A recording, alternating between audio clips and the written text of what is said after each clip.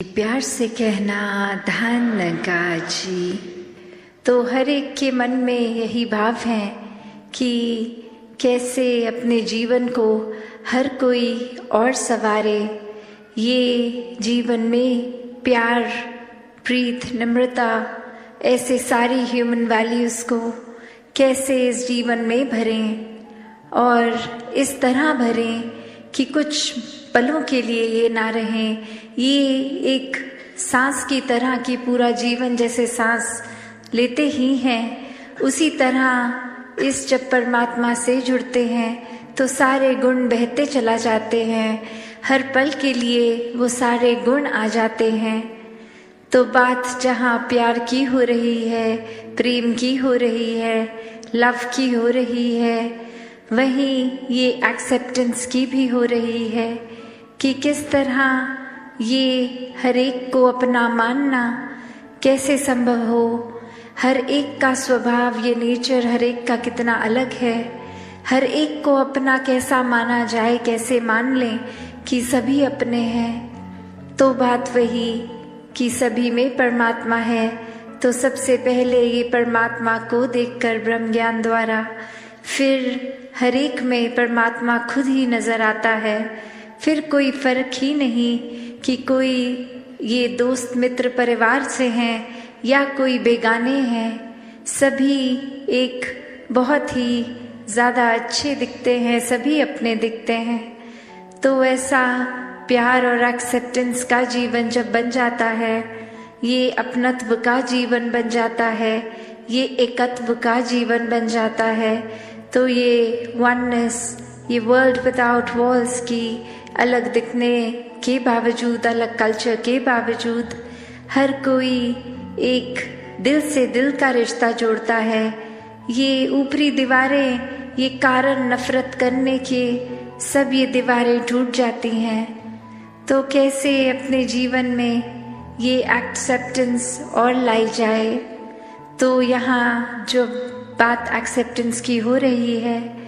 तो वो भाव एक्सेप्टेंस का क्या कि सिर्फ वही जो हमें मिला है, ये तो एक पहलू हो गया एक्सेप्टेंस का, पर एक पहलू और भी कि उस चीज़ को भी एक्सेप्ट करना है जो नहीं मिला है जीवन में। क्योंकि अक्सर एक चीज़ जब मिल जाती है कोई, उसके साथ वो एक दिमाग खुद ही एडजस्ट करने लगता है कि चलो ये अभी जो है इसके साथ काम चलाते हैं, फिर आगे शायद इससे बेहतर कुछ मिल जाए। तो बात वही आ जाती है कि ऐसे करते करते अगर मेहनत प्रयास के बाद भी, अगर एग्जाम्पल किसी ने कोई अपना मटेरियलिस्टिक गोल सेट किया है कि उम्र के इस पड़ाव तक ये डिग्री ले लेनी है, ये काम में इतनी सैलरी होनी चाहिए, और अपने बनाए हुए टाइमलाइन से वो मैच नहीं है, तो एक मन में एक्सेप्टेंस का तब भी भाव अक्सर इसलिए आ जाता है कि चलो अभी जितनी सैलरी मिल रही है उतनी तो मिल रही है, कम से कम आगे और होगा। पर ऐसे करते करते अगर ये इजाफा, ये इंक्रीज नहीं होता हमारी मटेरियलिस्टिक वेल्थ में, तो मन बेचैन रहने लगता है। फिर एक मन में खुद के लिए ही वो कंपैरिजन्स औरों से कर कर के एक मन छोटा हो जाता है, एक परेशानी हर समय हम महसूस करने लगते हैं। क्योंकि यहाँ सिर्फ बात वो नहीं कि जो परमात्मा ने दिया उसको एक्सेप्ट करा, पर अक्सर ध्यान वही जो नहीं है हमारे पास, उसको भी जब इंसान एक्सेप्ट कर ले कि कोई बात नहीं, किसी और के पास अगर कोई चीज़ है जो हमारे पास नहीं है, तो ऐसी एक्सेप्टेंस भी, एक स्वभाव की भी एक्सेप्टेंस की कोई बात नहीं, ये अगर कोई गुण मुझे पसंद है सामने वाले इंसान में हो जिनसे हम बात कर रहे हैं, पर उनका नेचर, उनका स्वभाव अलग है, ऐसा गुण उनमें नहीं है, तो भी कोई बात नहीं, ये प्यारे फिर भी है, हर कोई इंसान अच्छा है। क्योंकि हो सकता है वो पर्टिकुलर गुण ना भी हो उनमें, तो ऐसे और कितने गुण होंगे उनमें जो हम में नहीं है। तो हर कोई जहाँ एक उस तरह देखा जाए कि अपने अंदर झांके तो हमारे स्वभाव में भी कितनी कमियां हैं, कितने गुण अभी तक जीवन में आए ही नहीं, तो वो पैरामीटर दूसरों को जज करने का कैसे बना लेते हैं। और अक्सर हम फिर बहुत जजमेंटल भी हो जाते हैं एक किसी गुण को लेके कि ये गुण एक समय में अगर बात कर रहे हैं उस गुण का तो उसको पॉजिटिव गिना देते हैं, और दूसरी सिचुएशन में वही चीज़ को लेके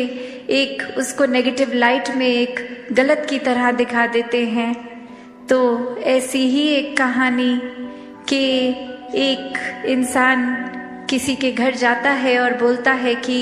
हम ट्रैवल कर रहे थे, आपके घर में आपकी बेटी की भी शादी थी और आपके बेटे की भी शादी थी, तो घर में 2-2 शादियां हम अटेंड नहीं कर पाए, हम ट्रैवल कर रहे थे, तो अब ये कंग्रेचुलेशंस हमारी एक्सेप्ट करें और हमको बताइए कि आपकी बेटी एक अलग घर में गई तो वो एडजस्ट अच्छे से हो गया, वहाँ नया शहर था, और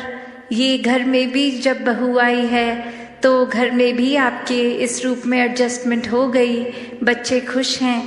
तो अब वो एक लेडी ऑफ द हाउस बोलने लग गई उनको, गेस्ट को समझाते कि मेरी बेटी तो बहुत ही खुश है, मेरी बेटी को कुछ वहाँ ससुराल में काम नहीं करना पड़ता, वो तो बस आराम ही करती है। जो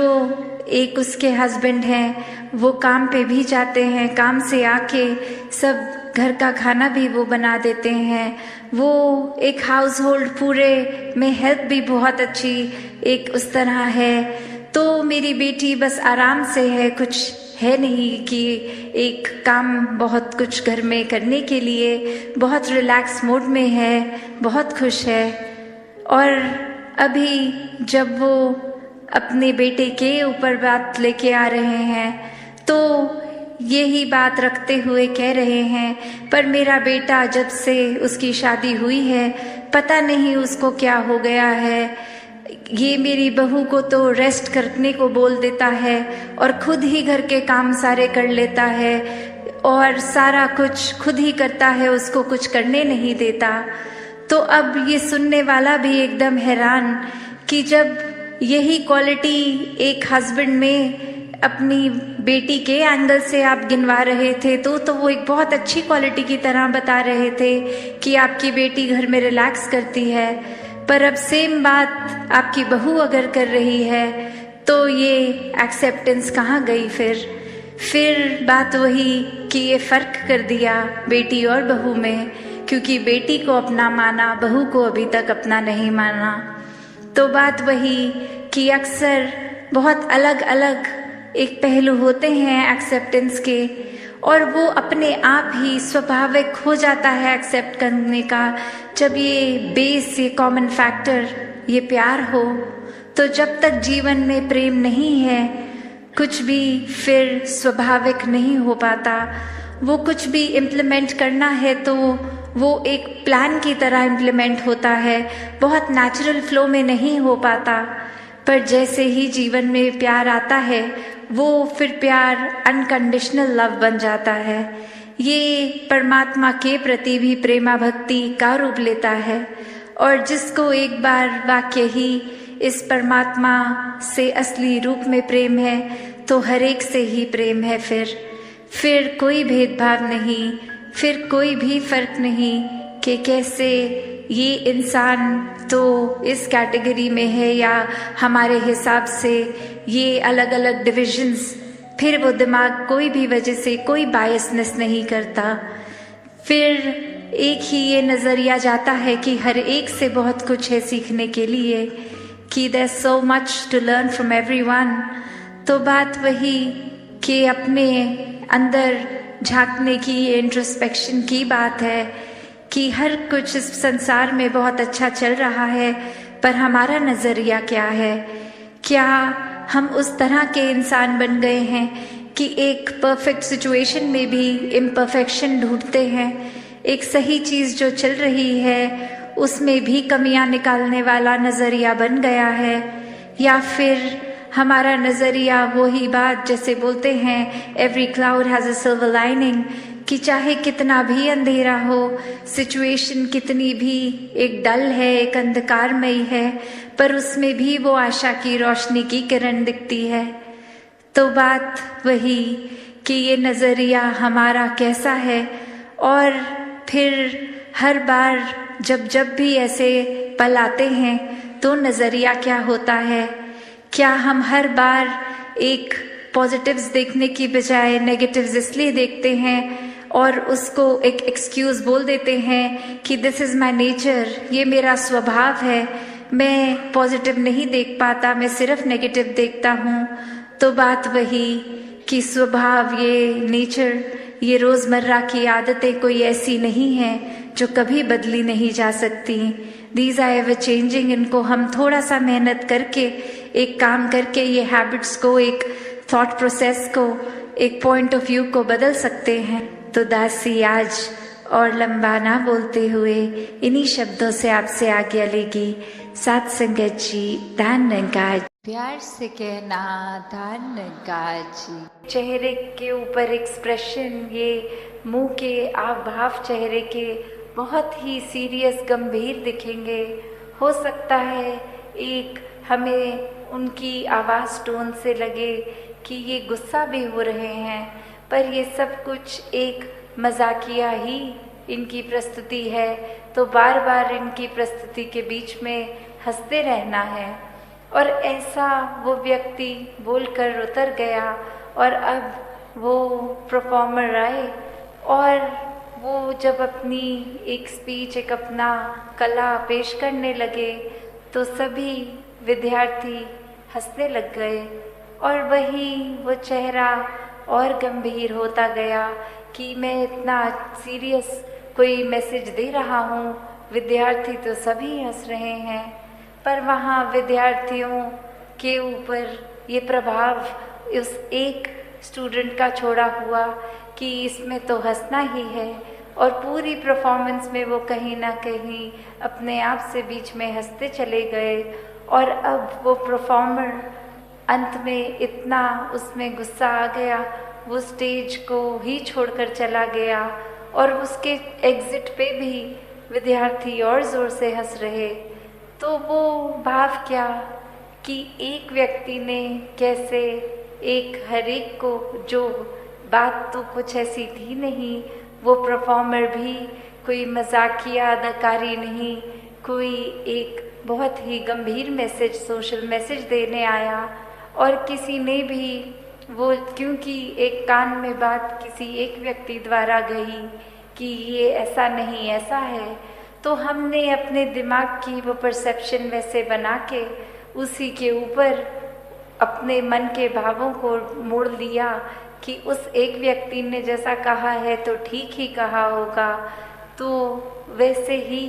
एक संसार का वातावरण कि एक व्यक्ति ने कुछ कहा और हमने फिर, चाहे वो संदेश क्या मिल रहा है क्या नहीं, उसको छोड़ के बस अपने दिमाग में जो धारणा पहले से बनाई थी उसी धारणा को लेके आगे अपना व्यवहार बदल दिया। तो इस पूरे स्टोरी में जो भाव है कि दुनिया में तो एक भ्रमित करने वाले बहुत ही मिलेंगे, हर किसी ने अपनी मान्यताओं के, अपने एक्सपीरियंस और कुछ एक स्वभाव भी कभी कभी अड़चने डालने वाला किसी का, तो उसने अपने मुताबिक अपना फ़ायदा देखते हुए ही एक ऐसा कह देना है कुछ, तो वो एक भ्रमित करने वाले तो हैं, पर वो गलती किसकी आती है जो वो भ्रम में पड़ जाए। जब हम ब्रह्मपुरुष होकर, एक ब्रह्मज्ञानी होकर, तो भी अगर हम भटक जाते हैं किसी के कुछ कहने पे, तो फिर ये चेतनता कहाँ है। अगर हम इस स्टोरी के केस में देखें तो फिर भी वो स्कोप हो सकता है कि वो भाषा नहीं समझते थे तो किसी ने जो कह दिया उसी को ही सच्चाई मान ली। यहाँ तो हम वैसे सब बुद्धिजीवी, ये चेतनता रखने वाले फिर भी एक अपनी बुद्धि को परे रखकर अक्सर अफवाहों में पड़ जाते हैं। एक आगे से आगे वो कुछ ना कुछ मैसेज दे देते हैं। तो कैसे हमें हर समय ये अलर्टनेस, ये चेतनता, क्योंकि ब्रह्मज्ञानी है तो एक ब्रह्मज्ञानी होने का एक ड्यूटी, ये रिस्पॉन्सिबिलिटी भी है कि हर समय की चेतनता होनी है। ये ब्रह्मज्ञानी होने का मतलब ये नहीं हुए इसके ही एहसास में अगर रहा जाए तो ये परमात्मा हमारे जीवन में और गहराई से उतरता है। कैसे फिर जहाँ बात अभी जिक्र भी अहंकार का हुआ कि कैसे फिर मन हमारा अक्सर इतना ज़्यादा, किसी ने थोड़ी तारीफ क्या कर दी, वो ही बात में इतना अपने आप को श्रेष्ठ मानते हुए एक ऐसी विचारधारा के अंतर्गत रोज जीना, उठना, खाना, बैठना शुरू कि अब हमसे श्रेष्ठ तो कोई नहीं। हर एक जीवन में हमने सोसाइटी में कुछ मान सम्मान पा भी लिया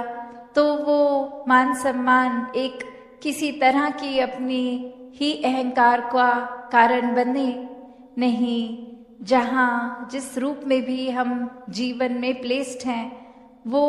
हमारे लिए अहंकार का कारण नहीं, विनम्रता का कारण होना चाहिए कि अगर कोई जिम्मेवारी किसी रूप में है, चाहे वो घर के ही छोटे यूनिट में जिस तरह का भी, या समाज में या कोई भी,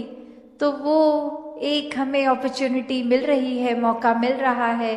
और सेवा करने का, अंदर से अपने पात्र को और खाली करने का। क्योंकि फिर वही बात जहाँ एक फाइन लाइन होती है, एक बहुत ही संकीर्ण सी एक रेखा, जो एक हमारे मनोबल की बात और एक अहंकार की बात, कि कैसे एक हम अपनी सेल्फ रिस्पेक्ट और ईगो के बीच में जो एक लाइन है कि अक्सर हम ये बात तो हर किसी को सिखाया जाता है कि एक दूसरे का मनोबल बढ़ाओ, वो मोटिवेशन बढ़ाओ, पर कहाँ वो मोटिवेशन को अब हमारे ही मन में हमने उस तरह लेना है कि वो एक जिस काम के लिए है वो अपना काम उस तरह करे, वो अहंकार की तरफ ना जाए। अक्सर सूक्ष्म अहंकार की भी बात होती है कि हमें पता तक नहीं चलता कि कब एक छोटी सी जगह से ही हमारे अंदर अहंकार धीरे धीरे घुस रहा है। चाहे वो कोई बड़ा एपिसोड, कोई बड़ी घटना ना हो, एक छोटी सी ही चीज़ कि किसी का कुछ अपने आप से तुलना करके हमने देखा कि उससे ज़्यादा अच्छे हो गए हम किसी बात में, और वहीं किसी के ना जताने पर भी खुद ही इस बात को मन में अहंकार के रूप में लेते जाते हैं, तो फिर ये अहंकार तो अपना घर बनाएगा ही मन में, और साथ ही ये परमात्मा उतना मन से जाएगा भी। तो हमें किसको टिकाना है, किसको नहीं, ये शरीर की भी जब बात हो रही है तो हाँ, ये आत्मा जो है वो ज़्यादा इस शरीर से महत्वपूर्ण उस रूप में तो है, पर ये परमात्मा ने शरीर भी इसलिए दिया है कि हम इसकी देखभाल करते करते सारे अपने रिस्पॉन्सिबिलिटीज़ भी निभाएं। जैसे एक मटका या कोई भी बर्तन ले लें, एक बाहर की सुंदरता से ज़्यादा वो मजबूती इम्पॉर्टेंट होती है कि अंदर उस पात्र में क्या है, वो पानी है या जो भी है, क्या टिकेगा। एक थोड़ा सा भी सुराख हो जाए तो वो पानी तो पात्र में टिकेगा नहीं, बह जाएगा। तो उसी तरह ये तन मन धन के साधन ये निराकार ने तो दिए हैं हमें, पर अब हमें इन साधनों को क्या करना है, सदुपयोग तो करना ही है, पर एक वो जो बात कि कैसे उसका सही इस्तेमाल करते हुए उसकी यूटिलिटी उस तरह से निकाली जाए। तो जहाँ ये शरीर भी दिया है जिसमें एक इतनी कैपेसिटी, एक कैपेबिलिटी है, उसको पूरी तरह तो जीना है, एक संत मति के अनुसार पर जीना है। तो दासी और समय ना लेके इन्हीं शब्दों से अरदास निराकार से सभी के लिए कि दातार कृपा करे। जो बातें अक्सर हमें सुनने में इतनी बार सुन लेते हैं तो लगता है कहीं उनकी इम्पोर्टेंस खत्म हो रही है। चाहे वो सेवा, सुमिरन और सत्संग, ये 3 शब्द, पर ये सिर्फ शब्द नहीं है। वो सेवा का भाव अंदर से, वो सुमिरन रूप एक लगाव, एक एहसास, एक कम्युनिकेशन इस निराकार से, एक सत्संग में भी सिर्फ आके बैठ के जाने वाली बात नहीं, हर एक के जीवन से अपने जीवन को और सुनहरा बनाएं।